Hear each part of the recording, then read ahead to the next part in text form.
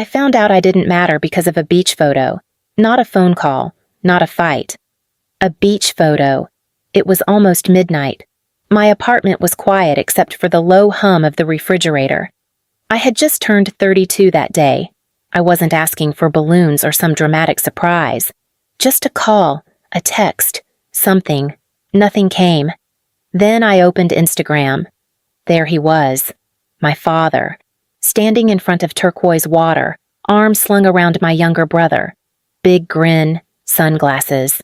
The caption read, "Father-son reset trip. Long overdue, tagged in Puerto Rico." Posted that afternoon. My birthday. I stared at it longer than I want to admit. I kept waiting for the rest of the caption, like maybe there'd be a joke about me. There wasn't. My name is Madeline Carter and I am 32 years old. I wish I could say this shocked me. Honestly, it didn't. It just made something settle in my chest, heavy and cold. My dad and I used to talk every week. Or I used to call him every week. That's probably more accurate. I checked my phone again. No missed calls, no voicemail. My brother hadn't even sent a thumbs up emoji. I swear that almost would have been better. I told myself I was being dramatic. People forget things. They get busy. Flights get delayed. Whatever. But then I remembered something small. 3 years ago. I added my dad as an authorized user on my credit card. For emergencies. He'd said, Puerto Rico didn't look like an emergency. So I opened my banking app. The first charge wasn't pending. It had already posted. $8,300. Marriott Condado. 4 nights. Statement closed yesterday. Payment due in 21 days. I scrolled. $4,440. Airfare. 2 tickets. Then the breakdown. Rewards applied $7,880 in points. Remaining balance $4,860. Utilization jumped to 74% of my total credit line. That's when it hit. The credit monitoring app notification from earlier that evening. Score change detected. I'd ignored it. I opened the report. My score had dropped 38 points overnight because the statement had just reported to the bureau. I called him. He answered on the second ring. Wind. Laughter somewhere behind him. Hey, Maddie. What's up? What's up, I said. You put $12,740 through my card the day before the statement closed. It wasn't that much, he said quickly. Most of it was points. My points. You told me I could use the card. For emergencies. We needed a break. You timed it right before the billing cycle closed. Silence. Then, I didn't look at the calendar. Dad, the balance reporting spiked my utilization. It hit my credit. You have great credit. That's not the point. Another pause. You're doing fine. You've always been fine. There it was again. Fine. Like fine meant endless. You left $4,860 unpaid. It'll get covered. When we'll figure it out. And you didn't call me yesterday. I said, Oh, come on. Don't turn this into a thing. It's just a birthday. I exhaled slowly.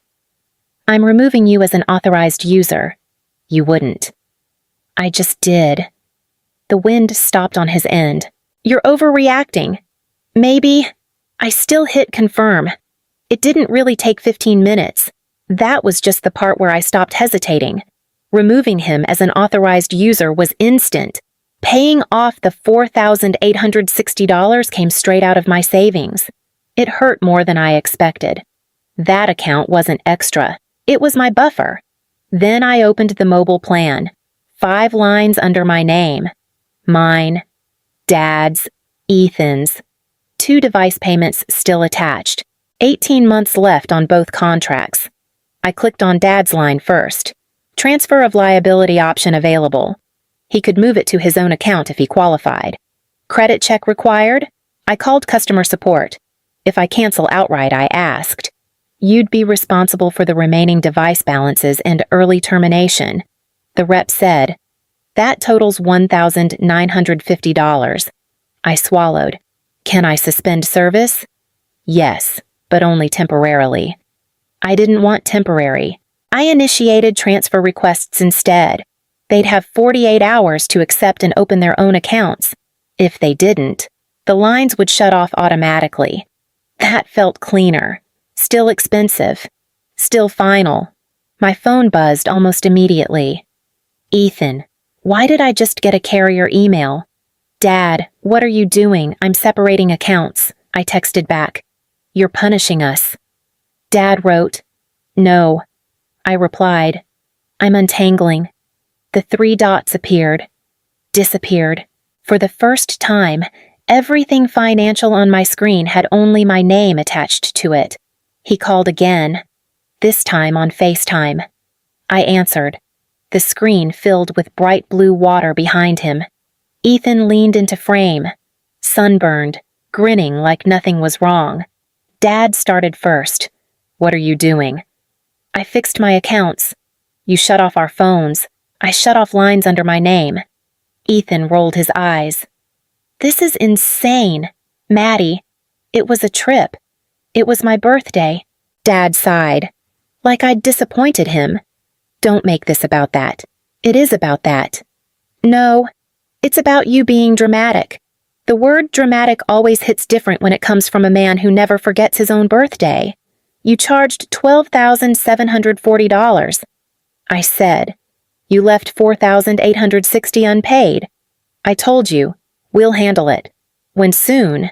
That's not a plan. Ethan stepped in. You're doing fine. Maddie, you make more than both of us. Why are you acting like this ruined your life? There it was, the part they actually believed. You're doing fine. I swallowed. You didn't call me. Dad's jaw tightened. We needed a break. Father-son trip. That's allowed. And I'm not allowed to matter. That's not what I said. It's what you did. He leaned closer to the camera. You're overreacting over one day. I felt something shift. Not anger. Something colder. It's not one day. I said. It's years. Ethan scoffed. Years of what you never said anything. I shouldn't have to. Dad shook his head. You're blowing up the family over nothing. No, I said. I'm stepping out of a system. He blinked at that. You sound ridiculous. He said. Maybe. The call ended without goodbye. Just a click. I stared at my reflection in the black screen. My hands weren't shaking anymore. The post went up the next morning. Hard to raise strong daughters who forget where they came from. No names, no context. Just that. My phone buzzed before noon. Aunt Kelly, sweetie, your dad seems hurt. Cousin Mark, you two need to talk. Ethan texted me directly. You embarrassed him. I embarrassed him, I typed back. You shut off our phones while we're out of state. You used my card while I was home alone. That's not the same. It was, though, it was exactly the same. Dad sent one message. I don't understand why you're punishing us. I'm not punishing you. Then what is this? It's me not covering you. He didn't respond. Another relative messaged me. Family helps family. I stared at that line. Family helps family. I opened my banking app again, but this time I didn't look at the credit card. I clicked over to the joint emergency savings account I'd set up 3 years ago. $25,000 to keep everyone stable. I hadn't checked it in months. The balance wasn't what I remembered. The emergency account balance read $17,800. It was supposed to be $25,000. I pulled up 12 months of history. $3,000 for roof repairs, $2,200 for car trouble, $1,500 labeled travel deposit, smaller withdrawals $700, $800 stacked quietly, $7,200 gone. No heads up, no conversation. I called him. What now, he said. The joint savings. I said, $7,200 is missing. It was used. For what? For the house. For life. And the travel deposit. He exhaled. You're auditing me now, I should have been. I hung up and logged into the mortgage portal. 2 years ago, when he refinanced, the lender required a cosigner. 30-year term. Original balance $302,000. Current balance $284,000. Status delinquent. Payment due on the 1st. Today was the 23rd, past the 15-day grace period. Late fee assessed $148. A notice had been issued. If unpaid after 30 days, it would report as 30 days late to the credit bureaus. My stomach turned. I called him again. The mortgage is past the grace period. I said, "There's a late fee. It's about to report. We're waiting on a contractor reimbursement check. How much enough? That's not an answer. We'll bring it current.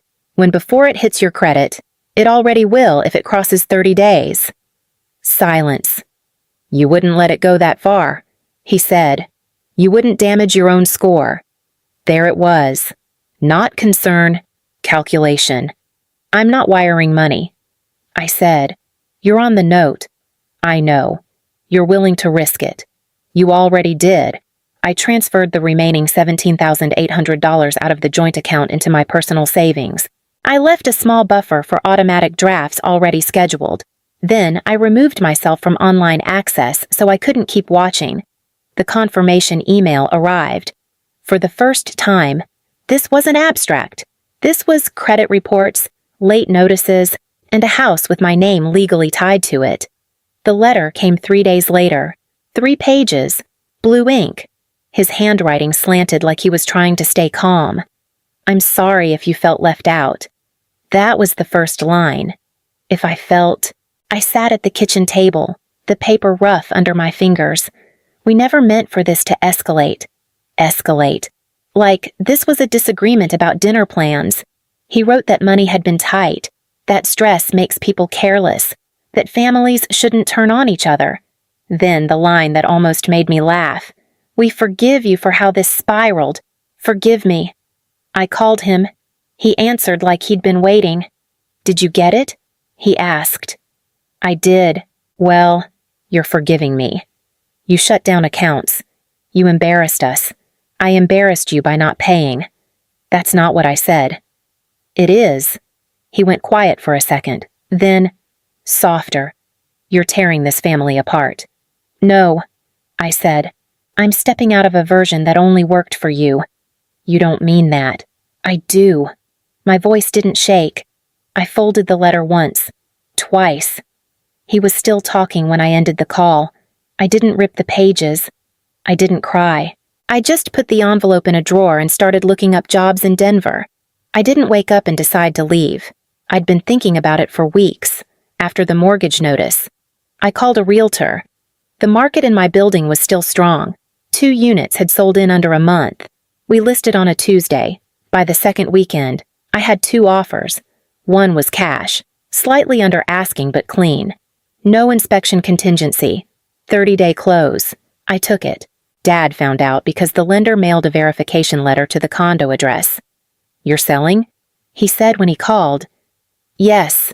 So you're really doing this? I need liquidity. That's dramatic. No. It's math. Closing day came with a stack of disclosures and a wire confirmation.